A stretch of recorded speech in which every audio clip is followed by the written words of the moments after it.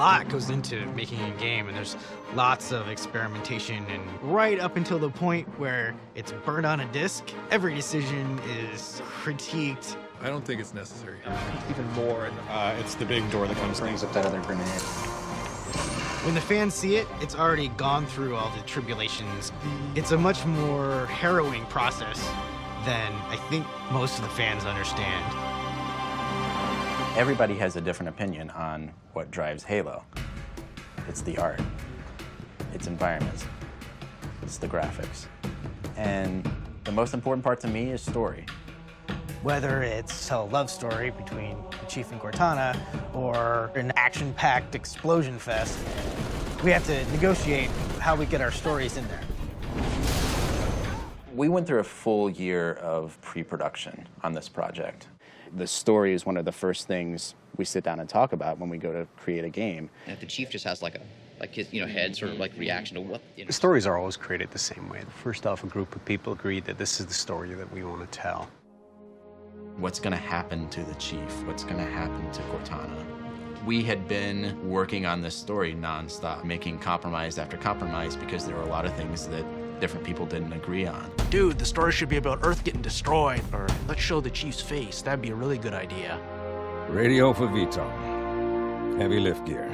We write the first draft of the script, but it's not great. Man, do I really want to give all this credit to Marty? I didn't see any shape to this story. Nothing happy, nothing sad, nothing intense. But a premature firing will destroy the Ark. It's like, I think it needs more punch. Unacceptable! Unacceptable! What it really needs is some death. You actually want to get to the point where the player goes, well, wait a minute, I've been this character for 3 games. They can't possibly kill me. By having the reality of death a part of the story, it did actually introduce this tone of heroism. Johnson, sound off. There's no sense of heroic action if there's no real consequences.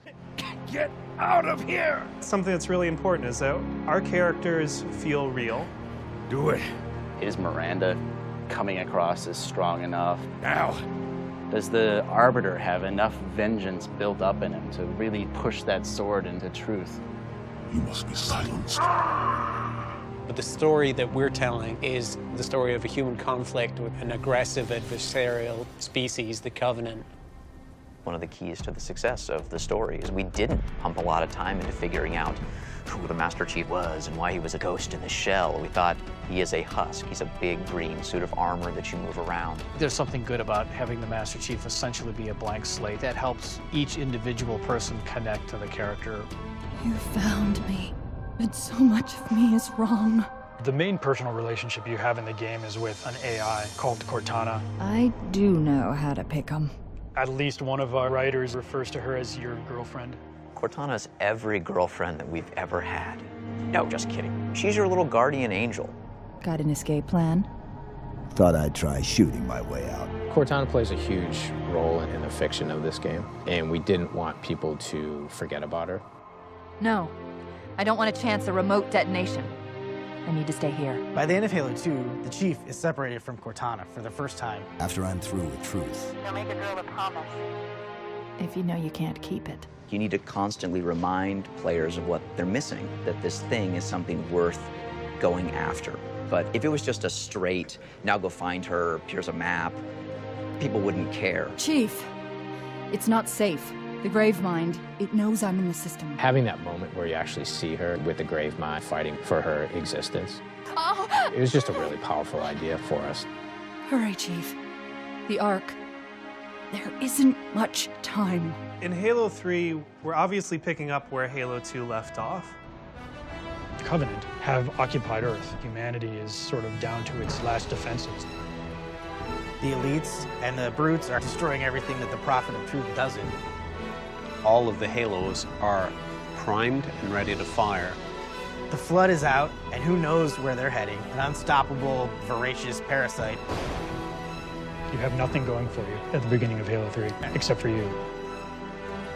This is as big as it gets.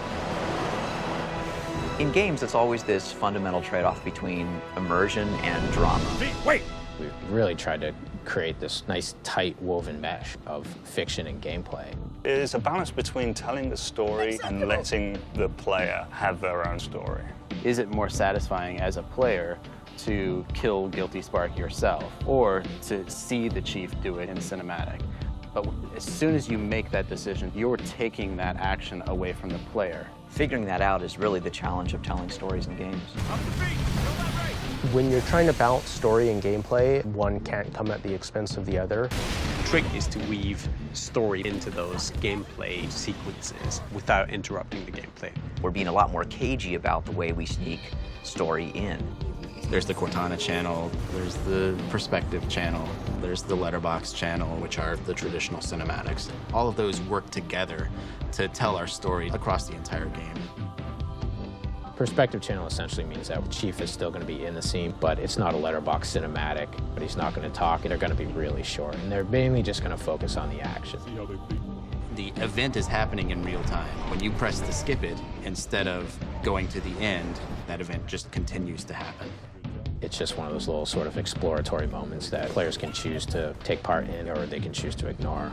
It feels much more like a story that you're experiencing instead of a game with a movie that comes in every once in a while. There's certain parts of the story that you tell by having Cortana talking in your ear. It was the coin's fault. I wanted to make you strong. The Cortana effect is essentially another story channel that we came up with. Because she is with the Flood, she can sort of give you bits and pieces of, you know, what's going on, but in this really fractured, fragmented sort of way. Your mission? Could you watch me die? We also have a separate storytelling method, which we call the vignettes. It's just a cool little thing where the characters are animated in a very custom way. You can walk into an environment and you can see a couple brutes beating up a couple Marines. They're not just standing there looking at the door that you just came through, pointing their weapons at you. It gives the sense that there's something else greater going on in the story. One of the things that we've tried really hard to do was make the cinematics directly related to what you just finished doing or what you're about to start doing. In Halo 3, almost all of our letterbox cinematics start with a player action. You must activate.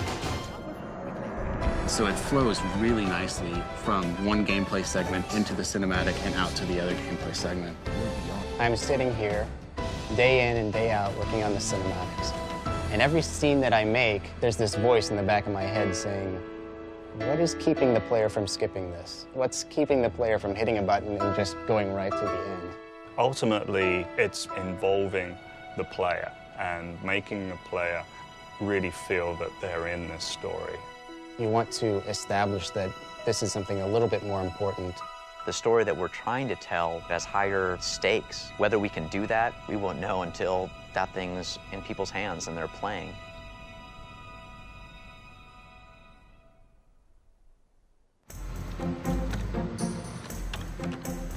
Design is about the dance. I love the dance. It can be a little bit of a fight. It's always a degree of compromise.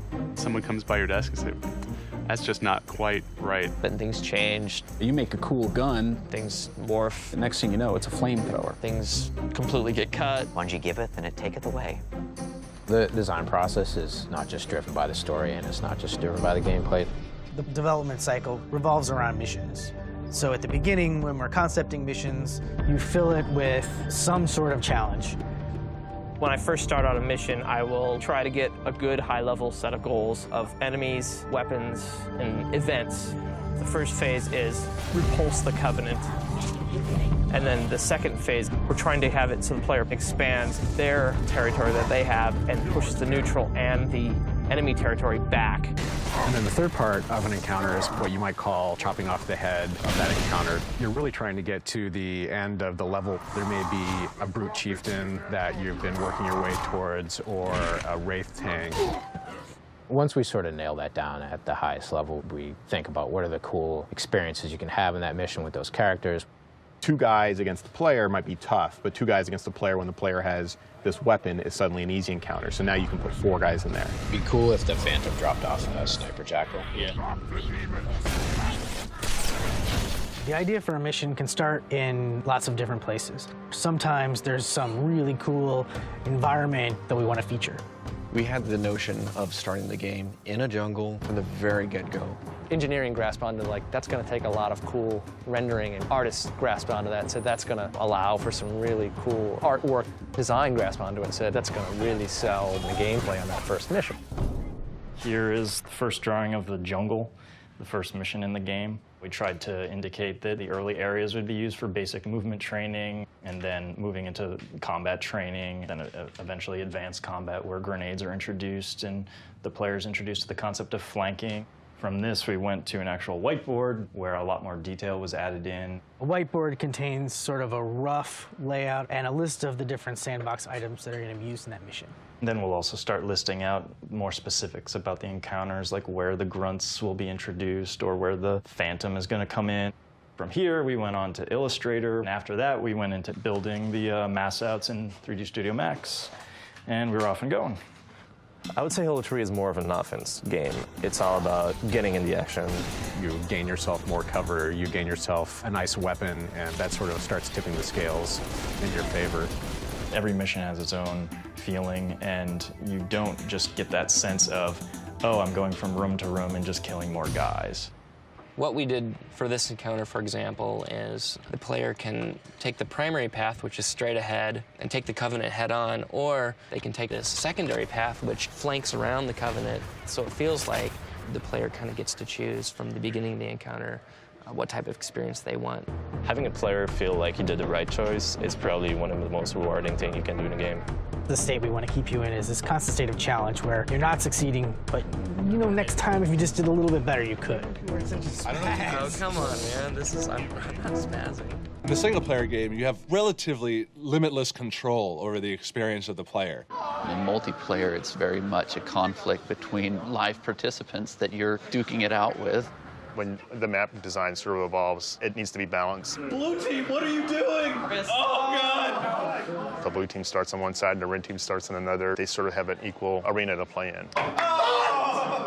What's a perfect Halo bunker or a tower or a bridge? We're trying to make these ideal little situations, and then from that little situation, put a couple of them together, and that sort of becomes a level. Design is such a broad concept. Designing a mission could be, I draw on a piece of paper, hey, here's the basic layout. You might take into consideration things like line of sight. You know, you certainly don't want the player to stand at point 1 of the level and see the very end of the level. We have 2 encounter spaces that can see each other, so all the objects and all the AI are active in both of them at the same time. I'm trying to block them off from each other without completely destroying some of the views that we worked really hard to capture. And when Marcus sees it, he's going to kill me. We have a bunch of systems for telling exactly where the player is and then triggering some event in front of him. The purpose of creating these invisible trigger volumes is to let the computer know where the player is. So this is a bird's eye view of the first encounter where the player is actually fighting Covenant in Outskirts. When the player enters from this side, they will enter this first trigger volume that might spawn enemies or cause a ship to explode in the distance. There's a few side trigger volumes where we have some enemies in those areas, and when the player enters this trigger volume, those enemies actually get afraid of the player, and they'll run away.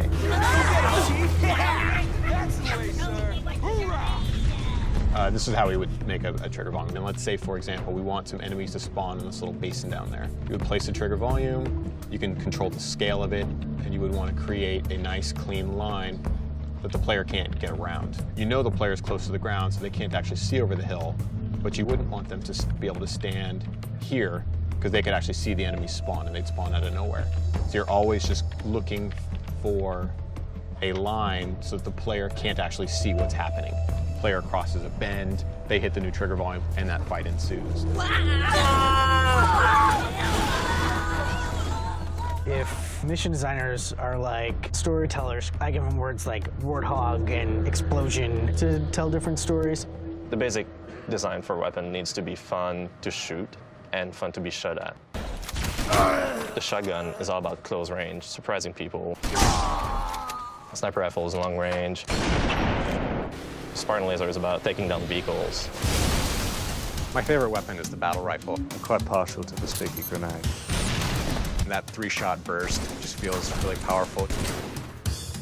We create situations in which a weapon is going to be the best thing around.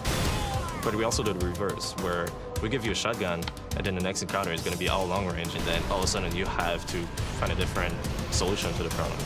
So for multiplayer, it's really sort of trying to get the weapons placed in the right locations on the map. In your VIP. How do I get up there?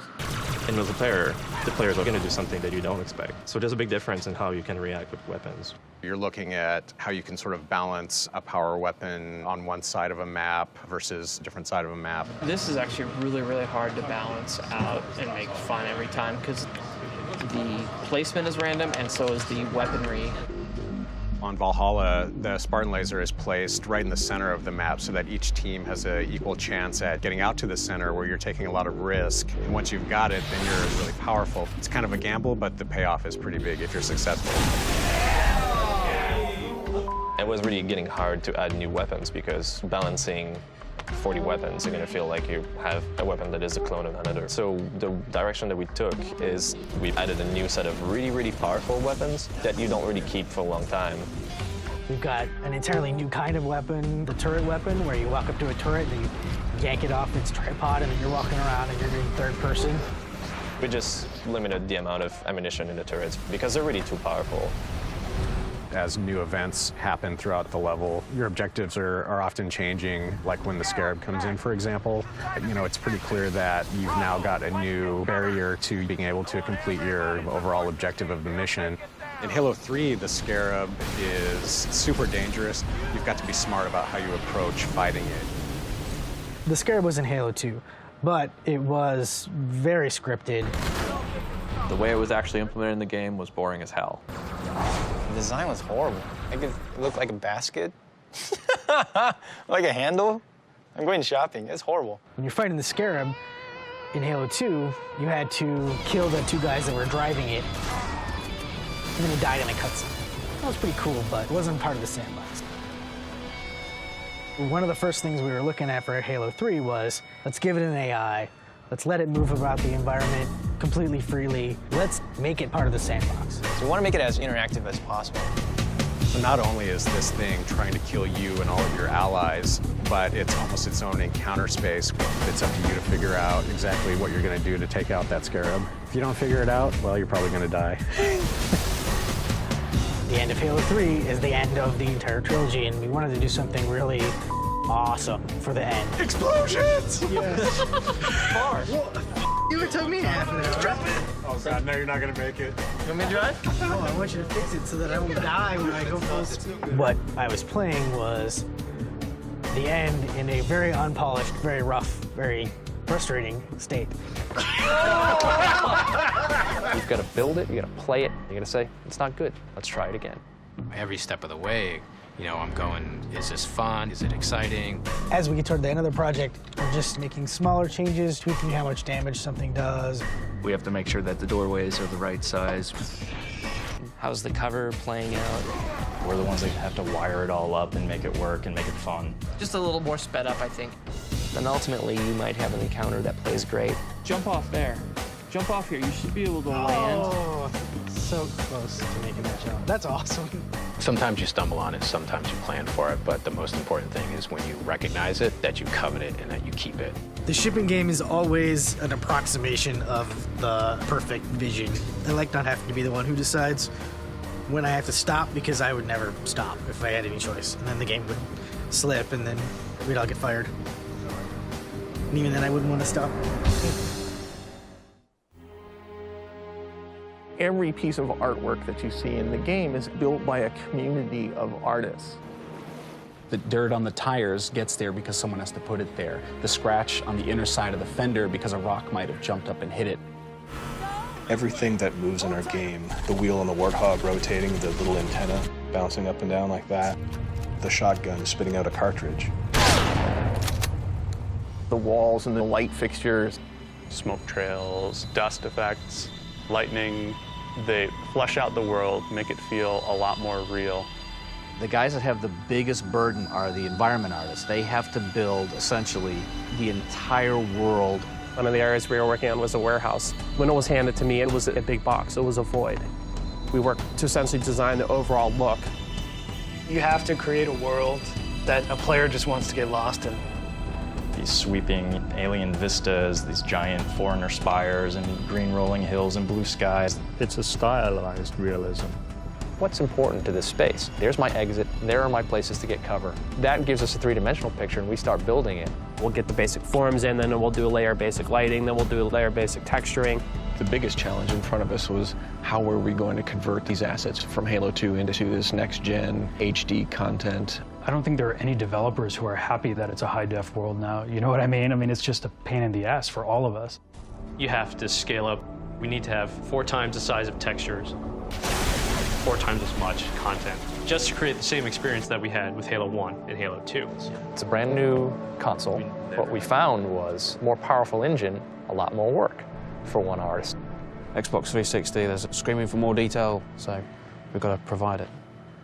This is one of the things that's going to set apart Halo 3 from Halo 2, just the sheer number of tufts of weeds and grass to sort of help them blend into the ground and the terrain. I know that if there's one out of place, like when the game ships, every time I run by that in multiplayer, I'll see that one blade of grass and I'll be very upset, so I tend to get a little obsessive about it. Art and design is like almost the exact opposite of each other. I'm always trying to add something that he wants to get rid of, or he's trying to add something that I want to get rid of. First-person shooters are given a lot of bad publicity because this room's filled with crates. We'll give him a beautiful environment, perfectly composed, lit, and then he goes, I'm just gonna put a few crates. Don't worry, just a few. Then you got purple crates, and you got the green crates. And then there's, oh, don't worry. These crates are only here temporarily. You're gonna turn them into something really cool, and then you find out so long as it stays exactly the same proportions as a crate. Our combat rests heavily in the fact that we have a fair amount of cover. A designer will grab the ugliest crate in the world and go, hey, this is a great place to fight around. And then the artist will come up and go, that's a box, like, it's pretty ugly. Here's something cool. The designer will come in and be like, this is gorgeous, but this is an absolutely awful space to fight bad guys in. Tell them to drop everything and recraft this. This space needs to be fun before it's pretty. Art really likes rolling, beautiful hills and completely open environments, and we're like, what are you gonna do in there? We need to throw crates. Drive the warthog smoothly. That's yeah, what we but do. for infantry encounters. Oh, my warthog fell over. One of the things Halo is really known for is the vehicles. Our vehicles really eat into the dirt and bank into turns and have a lot of mass. Jamie comes to me with an idea for a brute vehicle that was a little bit like a ride-along lawnmower. It's called the chopper because it will literally chop you up. Before starting work on the brute chopper, we discussed the brute. Look, it has soiled itself. The brutes are taking a lot more precedence in this game. To give the brutes more depth, they need to have a history too. And one of the ways to show a history is vehicles that they created. So I look at the brutes, I try to imagine what their home world is like. Maybe they're from a place where they hammer ore and there's lava and magnetism. And I say, okay, well, how do I build a magnetized metallic lawnmower that's fun to drive and shoot people with? I'm gonna take Travis's yellow and stick it on the chopper because I think it looks cooler with the tone of the metal. But the hover technologies, it's all Forerunner, Covenant, so it's all gonna be like a bluish purple. You can think of the brutes as building their stuff like in a chop shop. They go in and just tear the crap out of old Forerunner technology. To me, the brutes look like guys who ride Harleys. They just do. Large wheels, lots of metal, leather.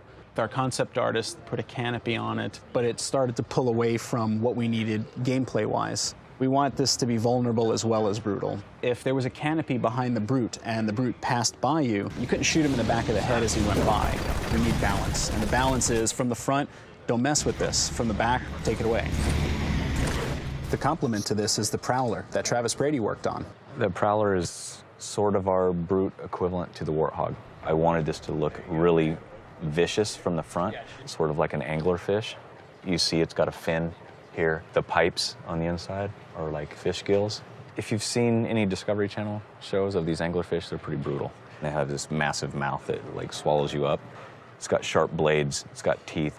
This looks like something you wouldn't want to get in the front of. If it burns, bleeds, splatters, drips, smokes, or blows up, I'm in charge. Every individual projectile needs to be detected against what type of material it impacts. When you shoot, you leave a decal, which is a small bitmap. If you shoot at the same spot enough times, the system has to be smart enough to say, oh, there's already a decal there, don't draw another one.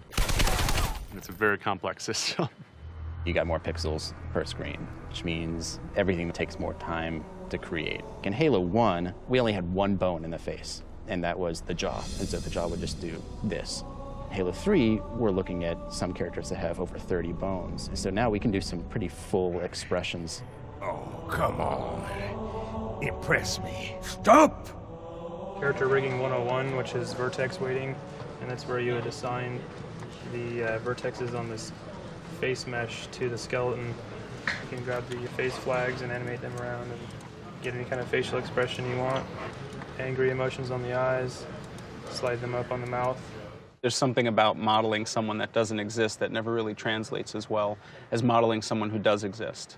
There's personality in your face that's just hard to invent. That's why we thought using our heads would be a good idea. There's a whole ton of people in the game. Michael Wu, Marcus, Damian. I've got a lot of asymmetry in my face, so I have to move the nose one way, the eyes the other, and make sure your self-esteem is in check when you start modeling your own head. The bread and butter of animation is all about bringing emotion to the game. There's this little unsung rule, the 3-5-7 rule. Design is going to want characters striking other characters to be 3 frames long. So quick, responsive, great for gameplay. In 3 frames, that can be a pose from here to the hit, to back, and then to the neutral again. Animation would like 7 frames, get some more character into it. We could potentially have the character stare the other character down, cock his fist back for the first frame, second frame he gets even further, third frame he gets even further, and then he starts following through on the consecutive frames until he gets to that 7th frame and hits. 10 minutes later, I'm done with my beautiful expressive melee. That's not a game anymore, it's a movie, unfortunately. Sometimes we have to edit our animations to cater to that, and sometimes we have to edit them a little too much, and it hurts. Artists are fantastic bitchers. Some of us are worse than others. They hate the idea that their art has to be called done. It's never done. Never done. You just run out of time. Poor Lee has been doing storyboards for 2.5 years now on the same scenes and reiterating them. Which idea would you like to keep? And I say, I want to keep all of them.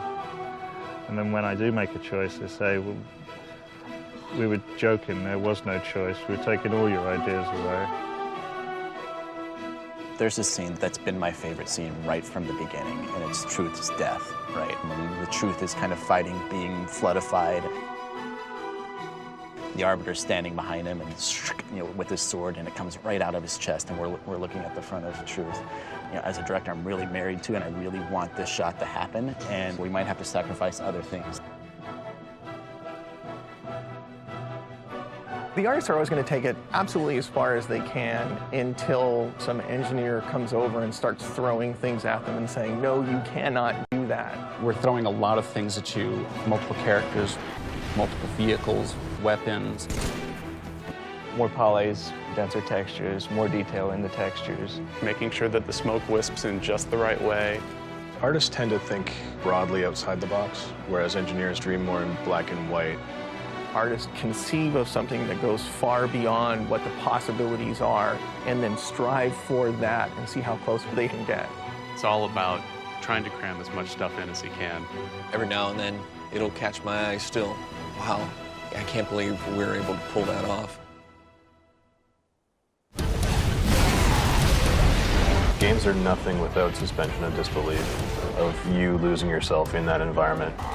They're creating fantasy world, but even fantasy world has some resemblance to real world. If water looks like water and rocks look like rocks and explosions look like explosions, then you are engaged in the plot at a much more visceral level. The way that the engineers and the artists work together is one of my favorite things about Bungie. You've got these insanely brilliant mathematical types that are really passionate about this new technology. There have been a lot of ideas that have started from the engineering side, where an engineer said, hey, there's this technology I know how to use, or there's this thing I think I can do. He definitely had a long-term vision about the graphics system. You know, he had some fundamental ideas early on that he thought were going to be really important. Halo 2 had a water system that looks really good, but it has a lot of limitations. It's pretty convincing from a high angle, but when you're at eye level, the effects breaks down. We were not actually rendering water as geometry. In the beginning, we'll have to do a little bit of selling. We have to say, hey, look at this cool water. It's going to be awesome. We're going to do weather, we're going to do water. And the artist then gets extremely excited. The Halo 3 is based on a new platform of Xbox. So in the new generation, we make the water surface animated. You can interact with it, you can throw things in the water, and it creates ripples, and it looks great. Probably the most fun thing about the water is that the bodies float in it. So you can shoot people and watch them float downstream. When we first began our endeavor with building interactive water for Halo 3, we had given examples of small pools of water, little streams, rivers, and that kind of thing. We just freshly deliver the water, and then the water happened to have ocean waves on it. What it turned out that we needed a lot more of was small creeks, babbling brooks, or rushing rivers. Water's pretty tricky. My first attempt yesterday was pretty bad. I think it's cool. You think it's cool? Yeah. Well, you can tell Marcus you think it's cool. Marcus complaining about it. Ocean waves in a stream? No, it doesn't work at all. You want every creation you make to be beautiful, but with limited budgets, it's hard. If you're trying to integrate some cool things into the game engine, you have a pretty limited budget. You have to be really strategic with how you plan your assets that way. So she will create a version of the water tool, and then we'll try it. There'll be some things that we want to use differently from an artistic perspective, and so we give them feedback. Our water shader is pretty highly customizable. The artist can change the murkiness, and you also can change the color of the water. You can change the transparency and sharpness of the wave. We also have ways for them to paint different parts of the water parameters. And then the engineer looks at it and goes, oh, wow, I never thought you'd be doing something like that with my system. But that's so cool looking that I want to make a better system for you to do that. And nobody knew what it was going to turn out like. And then when it came time for the beta, which is when it really came together, it was awesome. Pretty soon that you will see water shows up in every level. So basically means if you have something cool, they'll actually go out of their ways, making sure that the technology gets used in the right way. So we're more of a partnership than a competition, because everybody wants their level to look the best.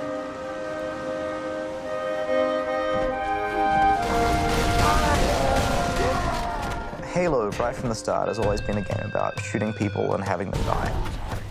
Every different type of gameplay interaction you need in Halo needs to be implemented specifically in the damage system. Damage is kind of one of the base layers of communication between all of our objects in the game. The damage system keeps track of all of the interactions where some input is damaging some object in the world. So one thing that all the objects in the Halo world have is a bounding sphere, which is a simple representation by which we can intersect two objects. The red spheres are active objects, meaning they're actually running animations, so they're going to take up a little more performance.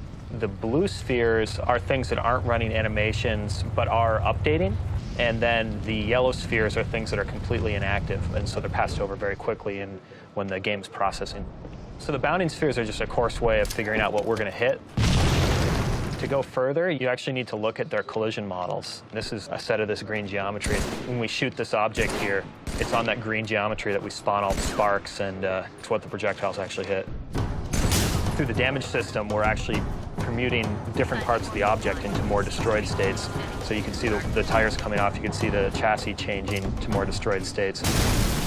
You take a look at a vehicle like the Warthog, and it's tremendously complicated to set that up. Fully loaded with a bunch of guys riding in it. That Warthog is made up of probably about 11 different objects. So when that Warthog is smoking, it's taking a lot of damage, and finally a rocket comes in, and we detect, okay, the rocket has finally struck the Warthog. What needs to happen? We look at all the different damage sections on the Warthog for hubcaps and tires and things like that. If any of them were particularly near the epicenter of the blast, then we're going to detach them and blow them off and accelerate them away. You just have this cloud of expanding objects that's now going to go flying through the air. When you sort of trace it through the game, you actually realize that the object system says, oh, well, you're actually going to destroy the vehicle that these guys are in. I need to eject them from the vehicle. Physics says, oh, well, these guys are dead. I'm going to start ragdolling them. AI is, making the guy scream, oh, my God, we've just been killed. It's the damage being passed from one object to another is the thing that makes these cascading relationships happen. The relationship between the AI programmers and the mission designers is one of the key communication lines at Bungie. I think the interaction between design and engineering is that design asks for the sky and engineering delivers the earth. Because we're engineers, we are like really into doing things physically correct. In a lot of ways, what rules everything is the simulation and sort of the coherence of the sandbox. The sandbox is all of the characters and weapons and vehicles in the game and how they interact with each other through damage and AI and the player control. All of the entities that are running around this world have their own rules for how they move. Everything reacts according to the laws of gravity. Things collide and they bounce off each other. Jamie's just got tons and tons of different sort of knobs and dials when it comes to physics that he can tweak that can have dramatic changes on how the Warthog drives around in the environment. The green rectangles are relative velocity, so that's how the tires know how much they're already slipping. How much friction do you have when you're sliding? You know, what happens when you land nose down on a jump? Can you save it? The maximum speed that the Warthog can actually go at is a result of all kinds of really complicated sort of system interactions. How much gravity is applied to that wheel? What's the behavior, you know, on a 20% incline? The gear ratios of the gears that the Warthog happens to be running in at the time. These are sort of all the things that just go into getting one vehicle right. The end result is you have a world that is extremely complicated, obeys lots and lots of rules, but you're able to take advantage of it and make plans and outwit it in a certain way. Is it engineering's game or is it art's game or, you know, is it design in charge of everything? I think it's a collective decisions. Trying to manage everybody's different passions and keep everybody, you know, happy and productive and working and passionate is hard. I'm sure that Jamie will tell you that he owns the sandbox, and I'm sure that Damian and the engineers will probably tell you that they own the sandbox, but to me it's pretty clear that the people who own the sandbox are the people who buy the game and the people who do the kinds of creative things within that sandbox that we could never have dreamed of.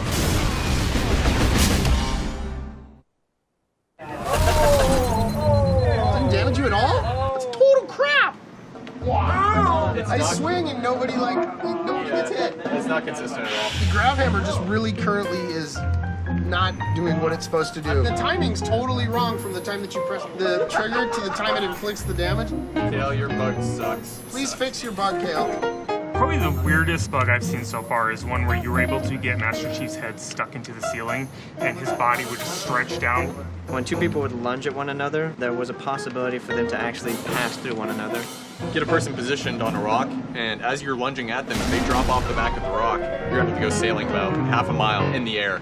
It's really difficult to figure out all the different ways somebody is going to play our game. People will play this in totally bizarre ways. Kills with just the sword, and they'll just want to go through the game by never using weapons. It really has to change the way that you think about testing the game. Game testing is an incredibly tedious process. The main reason it's important to test Halo is we add this one new character or one new weapon. Everything we change has a potential to crash the game. Ooh, face. The testing of Xbox Live requires hours and hours of automation for our matchmaking. When you have over 100,000 simultaneous users playing your game, it's very complicated and requires lots and lots of boxes. There's so many interconnections between code and content. It is a system that whenever you go into it, if you're going to make changes, you'd better be damn sure what you're doing is not completely breaking things. The key to Bungie's success is not some sort of magic. It's testers that keep the build stable to make sure that everything is as fun as it can be. We're grunts. We kind of do the dirty work. We all get in about 6 o'clock. In the first 2 hours, we test just to make sure basic things like the level loads, that the player spawns into the level, we can run, jump, fire weapons, exit the game. That has to happen first thing in the morning because, like with the current test we're working on, it's 11,000 lines of test cases. And then the developers, they want to make sure that they have a functioning build that they can then work on that day. We required the testers to shoot everything, run through everything, jump 15,000 times in the same place to see if it'll break the game. These are the weapons that failed on the hull of the Wraith. Wow, okay, let me change the model and make sure that's not an issue. One of my niches is finding a hole in the world and that allows you to get outside the playable area. Each time they fix one, it may create another hole somewhere else because of the geometry. So it's this back and forth battle. The test team swears they tried to jump from limb to limb in the tree and get on top of that rock, you know, and none of them could do it. And then the first day you see a movie on YouTube where somebody gets on top of the rock and gets outside the world. Manual testing really is for stuff that we need visual verification. Somebody has to watch what's going on and check a box. It actually works the way that we intended. So go and do a full 8. 2, 3, 4, 6, 7, 8. So that one worked. When you click campaign on the main menu, it takes you to the campaign UI screen. When we're looking at player colors, I checked color 1, I checked color 2. If you want to add something in single player, is this going to up multiplayer in any way? The difference between multiplayer testing and single player testing is that in multiplayer, you've got a lot more variables that can be going on. You can't control. You can have up to 16 machines in the same game, and there's going to be different network latency and lag. A lot of times it's just a mistake where they'll transpose a number or leave a decimal point off. One machine may think that one person's over here, and the other machine may think that the person is over there. But all of a sudden, that bullet that should have struck you in your left earlobe, it actually grazes right by, and now the whole world is skewed and you've gone out of sync. What? We had a crash. We have designers who take a weapon like the shotgun or the sword and they get it to work perfectly on a single box. But then you put it in 2 boxes that are separated. One guy's playing in Maryland and one guy's playing in LA. And then all of a sudden, the designer goes, what the hell happened? This weapon's terrible. It doesn't work at all. I'm going to invite the Japanese guys to our game now. Eigo hanashimasu ka? Ganbarimashou. What does it feel like to play US to Japan? Because none of us have done it yet. And Luke wrote all the networking code, so. Anytime you change one line of code, it absolutely can end up in ways you wouldn't expect. Every time you add a new kind of weapon, adding that sort of complexity can up other weapons. They're seeing pings of in the 200s. Changing a value on a weapon could break the way it reloads. Speeding the Warthog up by just a mile an hour at top speed could mean every time you go off a jump of over 5 meters, you die. If you don't test that jump, as soon as you ship the game, the world is screaming because they're dying every time you take the jump. The way Bungie tests involves everyone. The artist is testing by running the game and adding new textures to it. Designers testing the game by adding a new vehicle or tweaking the raid. Marty, C. Paul, and Jay are testing the game by tweaking audio. It's people sitting at their desk doing work, testing for a game. The emphasis on test definitely comes from the top. The studio manager for Bungie right now is Harold Ryan, who was the test manager for Halo 1 and Halo 2. You can never test enough. We have a dedicated test team in the studio that works on the project from the first day we start on it. Here, it's a much more methodical, professional approach to testing. A lot of times you'll find the testers know some of the systems better than the engineers do. Harold understands exactly what test can do, and he has high expectations. Jamie is definitely a Padawan test manager. He has not yet earned his stripes. Love my job. Yay, are you hiring? For the lifetime of Halo 3, we have like 30,000 bugs in the database, of which 27,000 of them are fixed, but still we have 3,000 bugs that are active in the database while we're adding hundreds of bugs per day from the test team, and it's only going to go up. It takes about 3 years of testing to test a game, about 20 days of which the game's actually tested outside of Bungie's building. Microsoft has a group of people devoted to doing user research. It's called usability testing. We actually run one participant at a time. Now it's time to get out of here. Ooh, I think he's got me. It's all about getting inside the player's head. The whole user research team is a bunch of PhDs in psychology that sort of map out people's experience. We're looking at how the user feels about this level or that level of that vehicle. I like how smart these things are. It doesn't do the same thing over and over again. There's a completely different experience for a designer actually watching other people play the game. I think I need to go in that cave. Everybody, nope. Being able to stand there with a notepad and just write things down is just totally invaluable. Even though there's one-way glass in between us and them, you still have to be careful, because if you laugh too loud, it goes right through the glass, and then they can tell that you're laughing. I want to welcome you guys for today's playtest session. We're not testing you guys, we're testing the game. The other kind of testing that we do is called play testing, and that's where we try and get a broader sample. When you get 80% of the people with some type of problem, well, then you know you have more of an issue. I take them very seriously, but our playtests are incredibly painful. I've seen people get stuck in one encounter for 10 minutes. You almost are apologizing. Dude, I'm so sorry. Oh, turn right. Please, turn right now. When we were playtesting the Halo 1 tutorial, we had people getting so frustrated that they just wanted to quit and go home. We had several people ask to stop playing, which is kind of embarrassing as the designer. We get so much data from testing, not just what's broken and what's buggy, but we get a lot of data about what's fun and what's not fun. Can the camera still? You've been punked. There is no Halo 3. Oh, no. For Halo 3, we've basically instrumented the entire game. Almost immediately after a playtest, we'll get data that will tell us things that are going to frustrate or confuse or irritate a player. Just kind of the 6 high-level things that we're collecting in playtest. The fun is up. So we have a number of ways of representing the data, and the most significant one is to show it visually on a map. If it's a multiplayer level, showing all the spots where people die. If it's a single-player level, showing all the parts where people said they were frustrated. If we're confused, you can actually click on a data point and it will load up a film of that person and how they died. Oh my God. You want to maximize the amount of time that the player's having fun. It's really a difficult thing to do, to make it okay that you die a couple times, but not too many times. We do a lot of playtests to make sure that everybody else is having fun, but really I only know that it's fun when I'm having fun.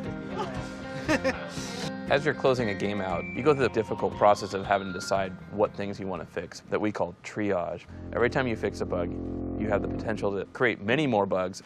Triage, or Joe calls it blood-sucking vampire whore. It's like taking a hammer and hammering nails through your... Never mind. Films are not displaying the multiplayer flashing name when using a headset. Mislabeled territories on Valhalla. This is insane. We just gotta power through it because it takes forever. We've already been up here an hour and a half and we just want to finish. And it makes us all good friends too. I love Joe. We always leave these meetings wanting to kill each other. Exactly. I like you though. I don't like that guy, but I like you. A lot of times, design and test are sort of at loggerheads. The artists and designers are never done. There's always one more thing that could tweak. We just need to figure out how to get more reinforcements and more waves, add more cover. You're just shoveling in content, and it's very difficult to keep it bug-free. Sometimes new code slips in that we don't know about, and that causes me to be a little bit less smiley face. We're like, what? What are you guys doing? Why did you add this? My job is to make the game more fun, whereas the test team looks at it, their job is to make sure the game is stable. If I'm completely happy, then it means we shouldn't have made the change because it was too risky. And if test is completely happy, then we probably aren't making enough changes. But if we're both sort of unhappy, that's usually the best state. If the developer guys didn't put bugs in, we wouldn't have jobs. But luckily enough, the dev guys put a couple bugs in there, and I feel like I have the best job security of the bunch. Once again. We take a lot of effort to make sure the game is stable, that the game is fun, and that at least 90% of the people out there, they'll have a good time playing it.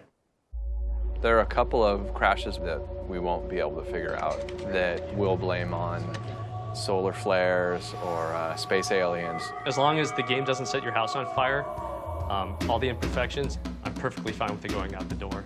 You never want to let it go. You always want to iterate on it. But if we really believe it's not ready to go out the door, it won't go out the door. I know you. Your past. Your future.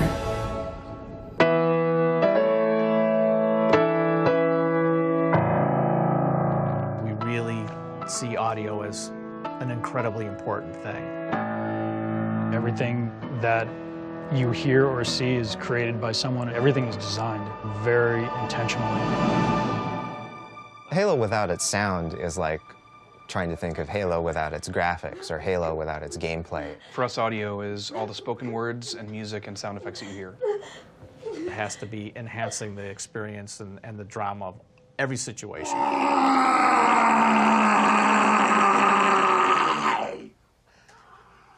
Destroy them, brothers! You know, if you trick all your senses enough, you're really immersed into it.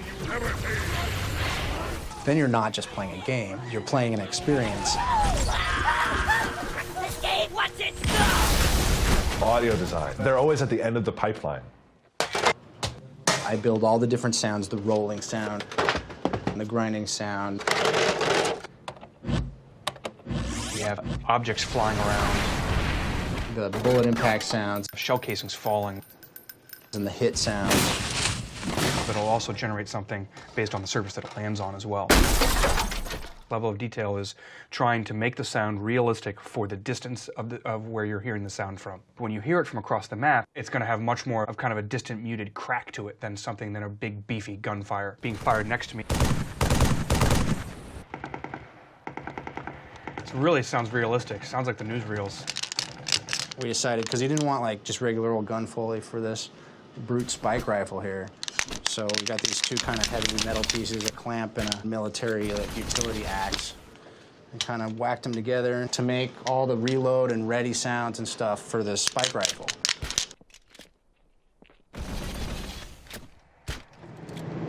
You always need interesting sounds.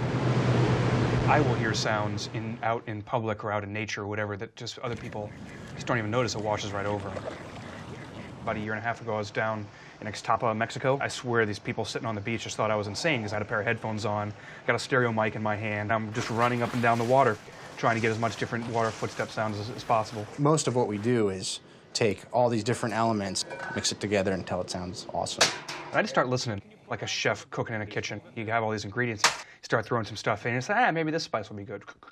Rob didn't just bang on a wok, he beat the living snot out of it.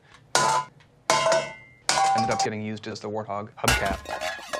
I'm gonna make a recording of the hydraulic door here on my car. I have a Subaru hatchback, and I recorded my hatch opening to get some kind of a sound that kind of goes up in pitch, and then you can manipulate it to sound big. I've used that as part of like a door opening. I believe it's in waste at the moment. This is our trusty audio editor. Right, if I want it to be bigger, I can drop it down an octave or something.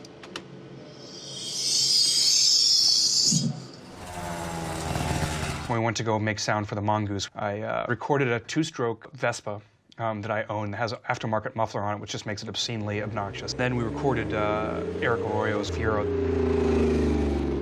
6-inch fat pipes on the back, 2 of them dual exhaust.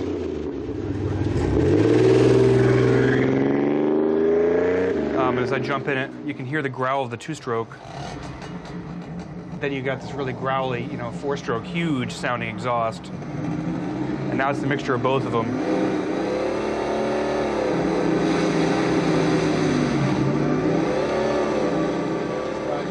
We see the world from an audio standpoint. That's who we are. Marty is king in the audio department. It's his gig, it's his engine. Or, he pushes a coffee cup around the studio really well. Yeah, I don't see work getting done here. What the heck is going on? Marty. Oh, do you need some makeup? Wow. Marty's coming in here to give me a hard time. Okay. Whatever he says goes for the most part, and he's got the bigger, nicer studio. He hasn't put the wet bar in there yet. We're always waiting for him to put the wet bar. For the three of us, it's a really nice relationship. I think part of it might be that all three of us are musicians. And I think that really helps.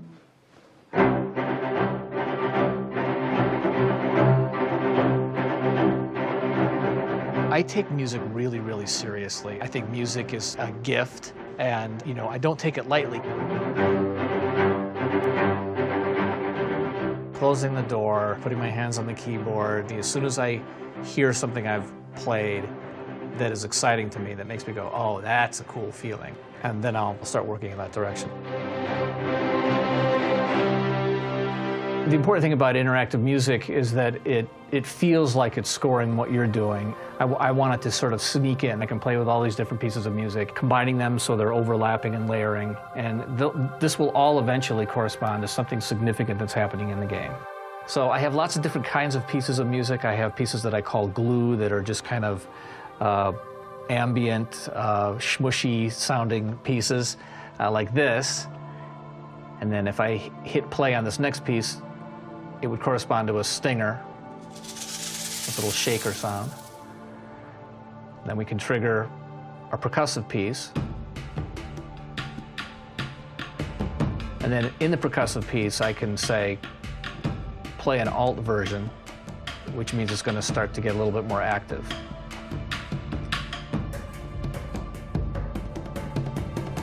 I'm going to hit stop, and we'll come to a nice natural out. And what's nice about all these things is every time I hit start or stop or alt or any of that stuff, it corresponds to something that could be happening in the game. If we have a significant moment and I say,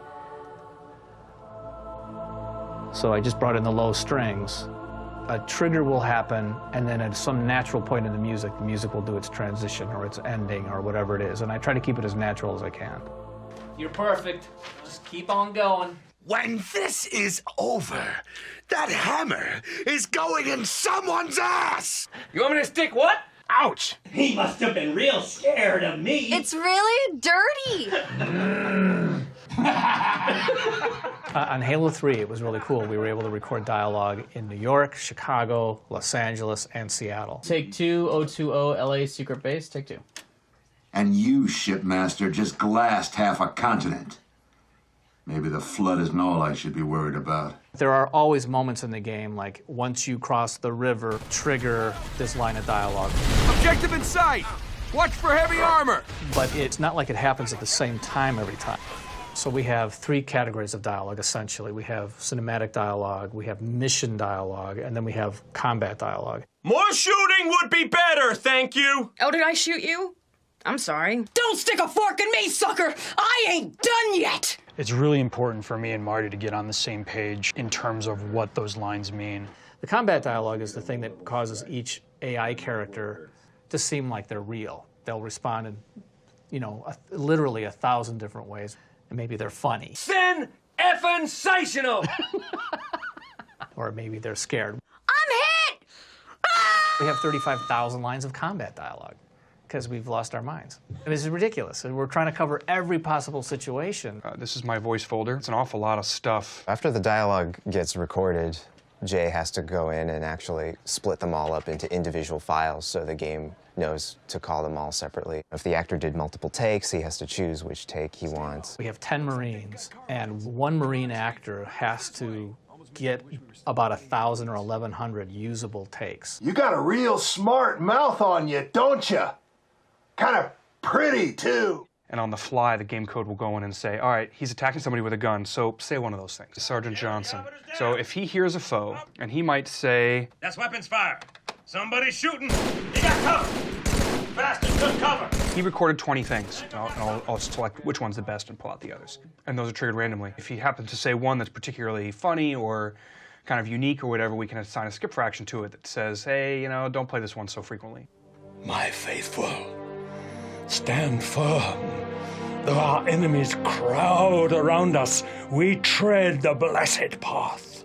In a moment, I will light the rings, and all who believe shall be saved. Cinematic dialogue takes place during the cutscenes or the vignettes. Until we kill Truth, stop the rings from firing. Once I get the actors and I cut all their takes up, first thing I do is I say, okay, all you actors, now start talking to each other. So I do that just simply so I can balance the quality and their volume. Jay and Marty and C-Paul apply post-processing to the alien characters, stuff that makes them sound a little bit less human. They pitch the brutes down. Anything else, or is that all? Killing you is almost too easy. They pitch the grunts up. He's pecking on me. He's pecking on me. The sort of the robot, little tinny voice on Guilty Spark. A wise decision, given their predilection for destructive acquisition. A wise decision, given their predilection for destructive acquisition. So we're right about 35,000 lines total that's triggered by the dialogue system. And then you multiply that times 10 languages. Luckily, those 10 languages go into the column of Graham's problem. Yeah, Loc is one of the biggest jobs. French, Italian, German, Spanish, and we're doing, for Halo 3, we're doing a version of Spanish that is just for Europe, and then we're also doing a Latin American version of Spanish. And then Brazilian Portuguese, and Japanese, Chinese, and Korean. And we have to have ways of verifying that, one, it matches the English, and two, that it actually gets put into the game and plays where it's supposed to. So this is the area where all of our localization testers sit. Chief, come to the back of the frigate. What's this something special? It's an innuendo. Oh, It's okay. like, I got something special for you. Jefe, ven al fondo de la fragata. Jefe, ven para atrás de la fragata. 已经回到湖南。 Atrás da fragata. 프리게이트 뒤편으로 오세요. 我给你一个礼物。 특별한 것이 준비되어 있습니다. Tengo algo especial para ti. In the end, we get as much stuff as we can in and get it sounding pretty stinking good, and then we bring Marty in and we play together. When we're playing the game with each other and against each other, we're just making sure that each one of us can really listen now to what have we created from an audio standpoint, how does it work. See, this is really hard to get work done. Jay, you need to put a fade out on the loop. We can be talking to each other while we're playing, like, yeah, that's too loud, that's too soft. Well, we'll keep struggling with it until we get it right. He can listen to something that for the first time and say, like, God, that sounds perfect, but maybe we should change this other thing. Wait. All right, don't. I promise I won't shoot. Every once in a while, I can make sure that I kill somebody and they know who's still in charge. But then they kill me. I don't understand.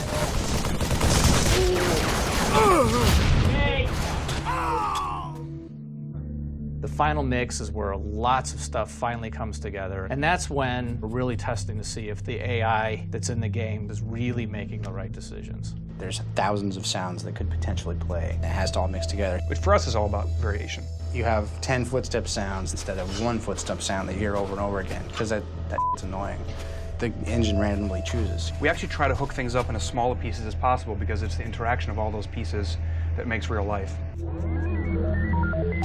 It's like having a mixer in a box, and the audio engineer is sitting inside the Xbox and is going, oh, let's do this and that and the other thing, and mixing the volumes of the game on the fly as you go. If a grenade goes off right next to you at the same time that a guy right next to you is talking, the audio system is making the decision about how loud to make one versus the other. It's a very, very complicated system. We actually turn down all these different sound categories, different percentages. We want it louder, though. There's this smart mixer that's mixing the audio, and we just make sure that he's always making the right decisions.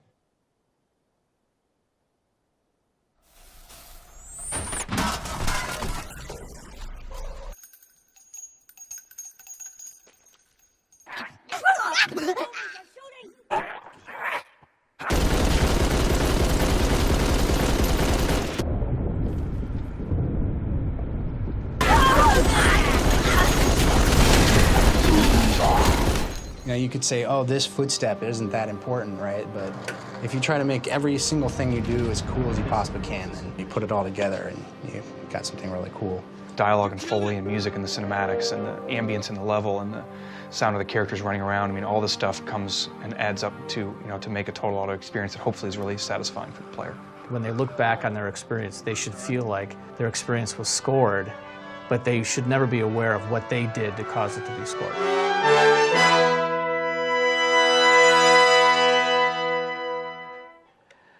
Okay, that sounds good.